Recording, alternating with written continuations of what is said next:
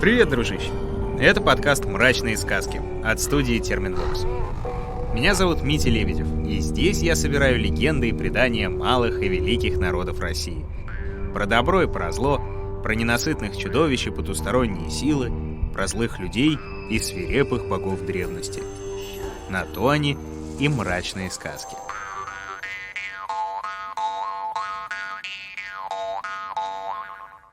Сегодня расскажу тебе якутскую сказку.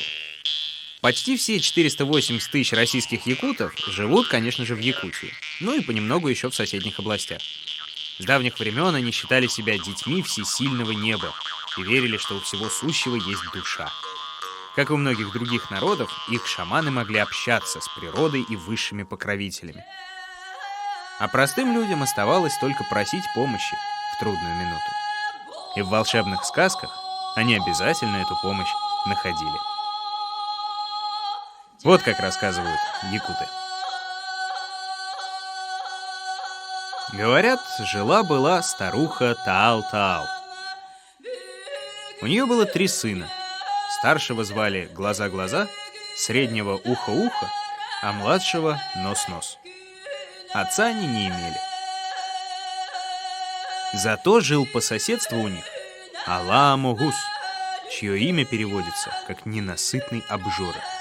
И частенько говорила своим сыновьям старушка: ребят, почаще выходите на улицу. Высматривайте, выслушивайте. Наш сосед Ала-Могус человек особенный. Не даст он нам спокойного житья, наверное. Однажды утром старушка Таал-Таал взяла с полки сливки и принялась взбивать масло, постукивая мутовкой. Немного погодя, говорит она: а ну-ка, выйди, Глаз-Глаз. Посмотри, не идет ли к нам беда какая-нибудь? Парень Глаз-Глаз вышел, смотрит и говорит матери: матушка моя, как будто катится какой-то клубок, величиной с комочек конского помета, не больше. Немного погодя, старуха Таал-Таал говорит: выходи-ка ты, Ухо-Ухо. Послушай, может, какой-нибудь шум заметишь?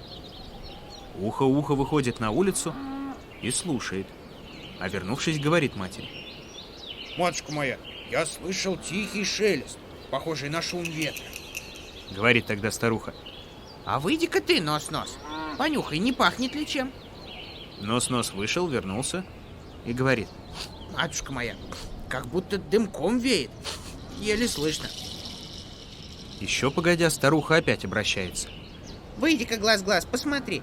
Тот катящийся клубок, он увеличивается или уменьшается?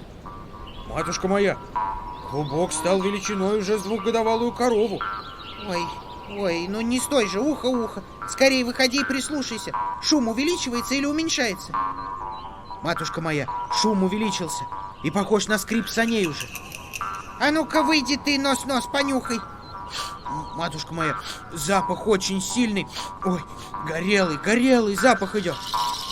А ну-ка, Глаз-Глаз, посмотри, насколько он уже увеличился. Да уже величиной с воз сена, матушка моя. Ой, страшно-то как страшно. Ну-ка, Ухо-Ухо, выйди, послушай скорей. Матушка моя, идет шум, грохот, от которого земля содрогается.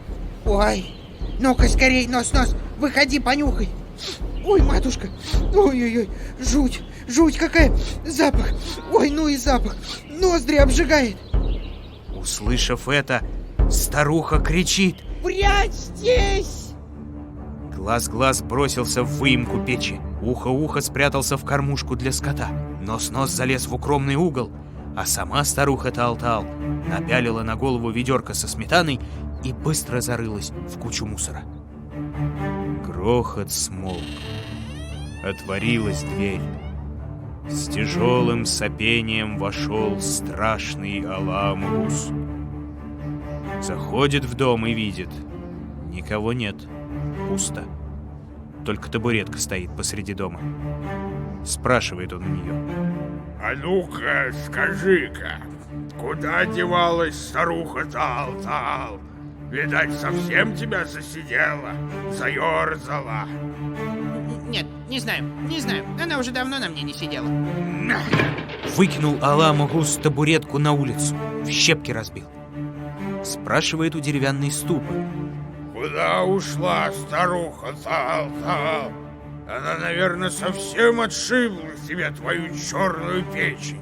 Скажи скорей. Совсем не знаю, совсем не знаю. Аламугус разбил ступу об землю. Потом подходит к столу и спрашивает. Тебе, наверное, старуха продирает лицо и глаза шершавой грубой мочалкой, снегом да водой. Ну, скажи, куда ушла старуха Тал-Тал? Нет, не знаю. Давно она меня не протирала. Не знаю. Разбил кулаком Аламугус стол. Потом подходит к полке и говорит. Полка, полка, к тебе, наверное, старуха тянется всеми 10 пальцами и чуть не срывает тебя, выгибая твою спину. Скажи-ка, куда ушла старуха Тал-Тал? Да и откуда я могу знать? Не знаю, не видела. Аламугус сбросил полку. К венику подбегает. Притворно сладким голосом таким говорит. А ведь тебя, бедняжка, наверное, старуха тычет лицом в пыль да грязь, когда подметает. Ну давай, скажи мне, куда девалась старуха Тал-Тал? Да прошло уже 10 дней, как она меня в руки не брала. С той поры не знаю, где ходит. Аламугус разорвал веник на части. Потом подходит к огню и говорит. Ну-ка ты, вещий огонь, куда ушла старуха Тал-Тал? Уж ты-то наверняка знаешь. Совершенно не знаю. Убирайся прочь. Аламугус раскидал огонь по дому своей мохнатой ладонью. Потом схватил прислоненную к печке деревянную кочергу и говорит. Ох, как же она искалечила эту бедняжку. Все лицо ей выжгло, все глаза пеплом засыпала. Правда, почти правда. Она всю меня обожгла. Ничего не осталось от носа, от губ, ничего не осталось. Тычет меня в огонь с обоих концов. Парень глаз-глаз, наверное, в выемке печи сидит. Нос, видимо, в углу спрятался. Ухо, очевидно, в кормушке. А сама старуха Тал-Тал, накинув на голову ведерко со сметаной, кажется, под кучей мусора лежит. Взревел Аламугус, подняв голову вверх. Пронесся по дому, схватил парней глаз-глаз, нос-нос и ухо-ухо и проглотил их троих, не разжевывая. А затем грузной походкой подошел к куче мусора, начал разгребать ее. Выскочила оттуда старуха Тал-Тал. Аламугус за ней. Юркнула старуха Тал-Тал на улицу. Видит, перед ней соленое озерцо. Льдом затянулось. Некуда деваться, и бежит старуха на лед. Спину выгибает, по поверхности скользит. Аламугус следом бежит, едва ее за полу шубы не хватает. Изо всех сил гонится, да уж больно брюхо переполнено. Поскользнулся Аламугус, да так и грохнулся затылком об лед. Да гром загремел. Сломал себе 8 ребер, 1 ногу, 1 руку и полчерепа раскроил. Лежит, встать хочет, да ко льду с каждым мигом все сильнее примерзает. Напала на него тоска смертная. Спрашивает. Лед, ты же самый сильный. Как же я самый сильный? Почему же тогда лучи солнца насквозь тебя протают? Солнце, ты ли сильнее всех? Я всех сильней. А почему же тогда тебя туча заслоняет? Туча, ты ли самая сильная? Да, я самая сильная. Так почему же тогда ветер тебя гонит? Ветер, ты ли самый сильный? Я самый сильный. Так что же тебя гора-камень загораживает? Камень-гора, ты ли сильнее всех? Да, я всех сильнее. Ну почему же тебя тогда мышка-землеройка насквозь проходит? Может, она всех сильнее? Да, я всех сильнее. Но почему же тогда тебя кошка ловит да съедает? Да ведь ее Ой, и собака осиливает, а собаку Мыкса убивает. Болезнь чума. Мыкса, ты ли самая сильная? Конечно, я всех сильнее. Если ты всех сильнее, почему же тогда человек тебя лечением побеждает?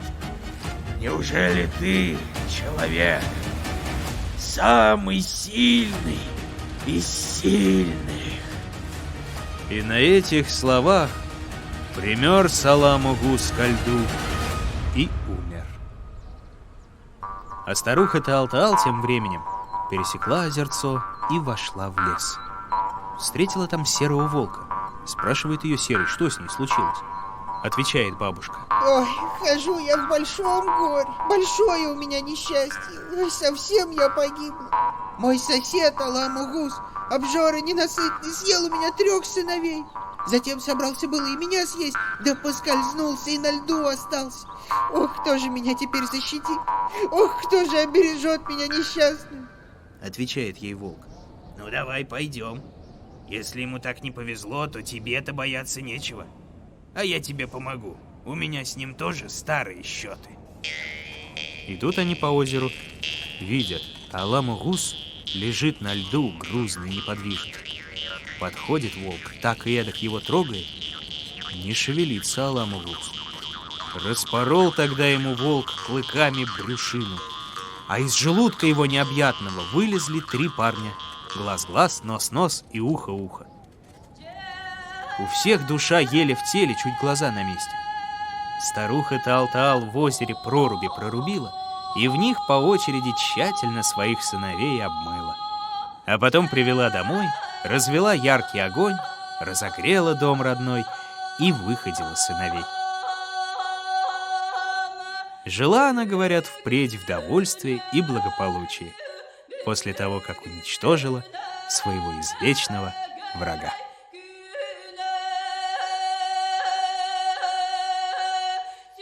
Вот такая вот любопытная история. За новыми историями от других народов России заходи туда, где ты слушаешь подкасты, и подписывайся на «Мрачные сказки». Сделать это можно в мобильном приложении и на сайте SoundStream, а еще в Apple, Google подкастах, на Кастбоксе, Яндекс.Музыке и на YouTube. Приглашай послушать друзей, ставь оценки и пиши отзывы. Ну а еще советуй другие сказки каких-нибудь еще народов России, которые я пока не знаю или пока еще не рассказал. А на сегодня все, дружище. Все.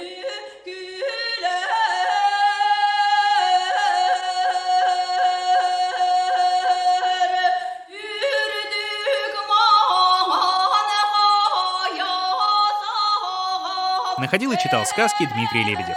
Собирала их в звуки и украшала Ольга Лапина. Рисовала картинки и превращала в анимацию Елизавета Семенова. Отражала настроение наших волшебных персонажей музыка Полины Бирюковой. Искал самые народные песни Ваня Петрович. А продюсировала все получившееся Кристина Крыжановская.